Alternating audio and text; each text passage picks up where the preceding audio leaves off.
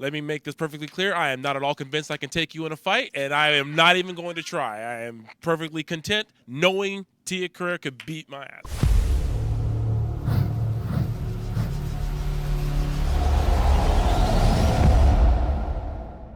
What's up, troopers? It's Tommy here, and surprisingly on General Kenobi's bunker. Well, it's Countdown to the Keys. We just switch people all the time, but I'm here, and I am just honored to be here with Rikishi, Miss Tia, and Mr. Mark, and her being the only exceptional person I've never met before, and now I'm happy because I finally met her.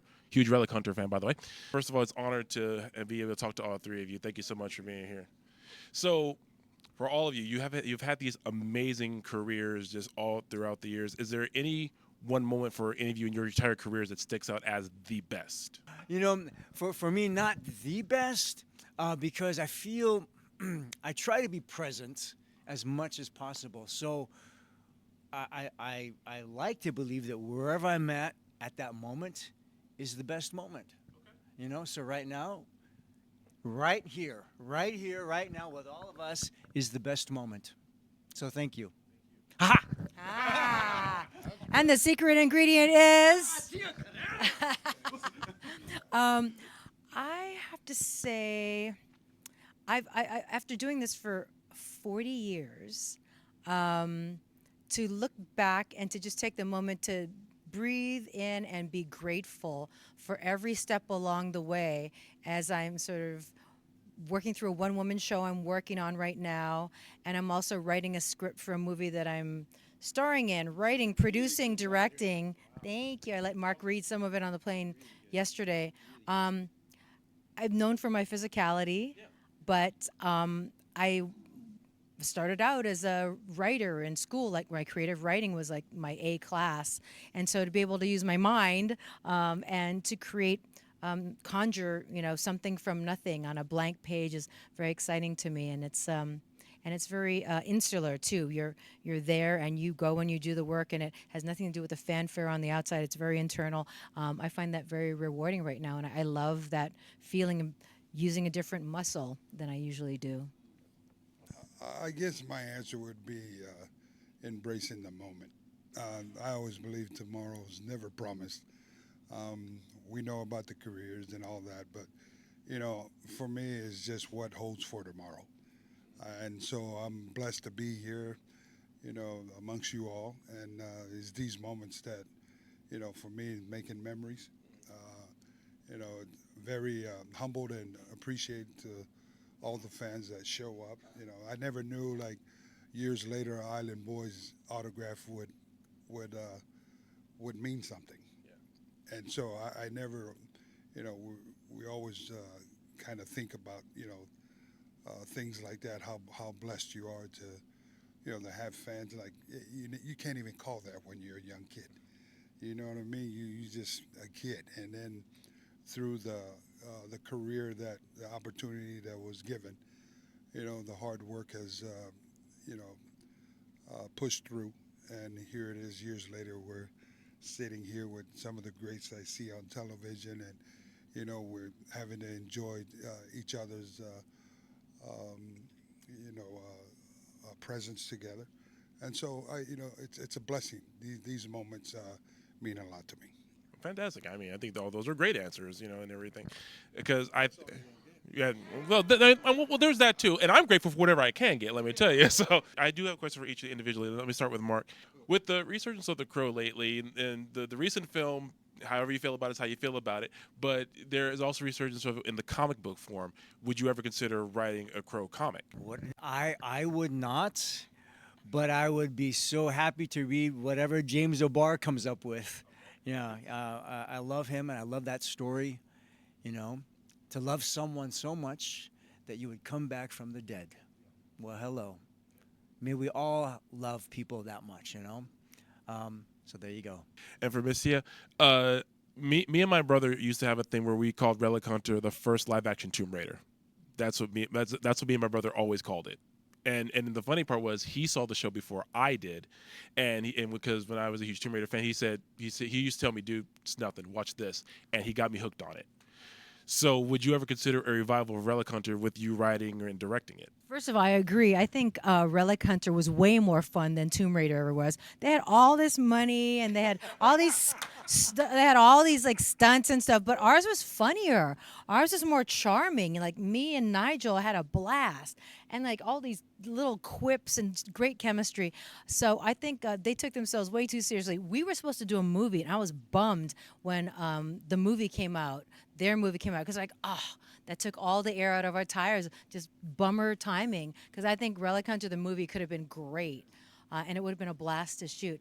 And if we came back now, maybe I could be the Obi-Wan Kenobi of the story and like sit in my office and send out the kids to go and do the hard work. Because fighting in the catacombs in Paris in the winter in the wet, holy cow, you ain't never felt cold until you got cold in your bones and you're soaking wet and your feet are wet and you just like want to curl up into a ball in the corner.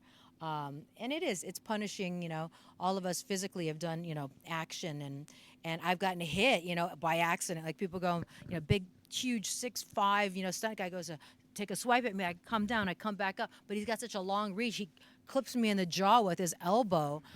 So, I got some neck adjustments inadvertently and, hurt my back and all kinds of stuff, but it's, I would be down for it. I guess we just have to minimize the fight scenes for me if we did Relic Hunter. Puncher. But you could throw a punch or two in the movie if it ever happened. Real life. She's going to show you. Let me take my earrings off. Let me make this perfectly clear. I am not at all convinced I can take you in a fight, and I am not even going to try. I am perfectly content knowing Tia Carrere could beat my ass. I'm just fine with that, and I don't need to get. Yeah. It's a safe bet. All three of you could individually. I'm not that tough guy. I didn't look at Rikishi. I came say, oh, I could take it. No, I did not say that. I did not say that. And actually, Rikishi, with that in mind, you've had one of the best careers in pro wrestling. No matter what gimmick you had, what name you had, you've had one of the best careers in pro wrestling. How does that feel? Especially when you got the Hall of Fame induction. When you look back on your career, how did it feel knowing that you really left your mark on the business? All glory to God. I've been blessed. The opportunity came my way, and being surrounded with family members, those that really truly love you in this industry. This industry is a lot of smokes and mirrors, and so the one thing that kept me grounded and solid was being around close family members in the industry. We have friends, but it's nothing like having those that started from your living room, right? And you're embarking onto this journey together. Like, we know nothing but beaches and ocean. You know what I mean? And then all of a sudden, you're in all this limo cars and all this extra. Like, hey, I don't need it, man. We can cook our own, our own food. And so being years later, man, it's just it's a blessing, man. You know what I mean? And, if I can say anything to those that be it wrestling or any other career, is just your safe bet is yourself. Continue to just do the work, educate yourself what it is for the goals that you need to achieve in your life, and do you. It's not about your parents. It's not about your sibling, anybody. You got to be able to plan for yourself and make sure that goal is achieved.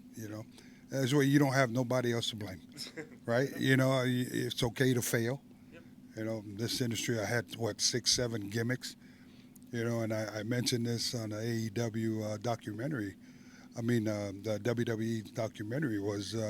I said, Kishi, how come you had so many characters? Well, I was trained to make any character come alive by my uncles, and so I always looked at the only real thing for me was the paycheck, the weekly paycheck, and that's a shoot. Being a young guy having kids and for me flipping burgers in McDonald's wasn't going to do it, and so my goal and my purpose of life during that time was to be able, as always in our culture, family. And so I brought these kids into this world, and it's my duty as a father to be able to take care of these. So I can sit here today proud to say that I have 8 boys, 13 grandkids. I have one daughter who She jinxed me and told me that I'll never have a daughter, and she's right. And I'm still waiting for her to get married. I'd like to walk her down the aisle, but the rest of my kids, they're all top talent for WWE. They're all doing good, college graduated. And so for me, it's like, it's important because they're the new generation. And I speak this because of where this guy comes from, a small island from Samoa. And Tia knows, so Mark knows as well.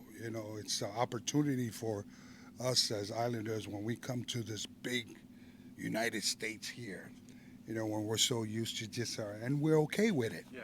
We're okay with it. Yeah. But to come and seek opportunity and give an opportunity, you got to make the best of your time. So I'm blessed and I'm thankful to be able to be here, to live another day, and to spend a lot more time in the wrestling world, to be able to each one teach one about who we really are. And so, and always remember, it's always free to be kind to one another. Yeah, no cost whatsoever. Well, thank you so much for sitting down and talking with me. It really means a lot. All three of you individually have always meant something to me growing up, so this really meant a lot to talk to you. So thank y'all so much for your time, and I hope you have a great day and have a great weekend. Thank you, guys. Yeah. Well, thank you, guys.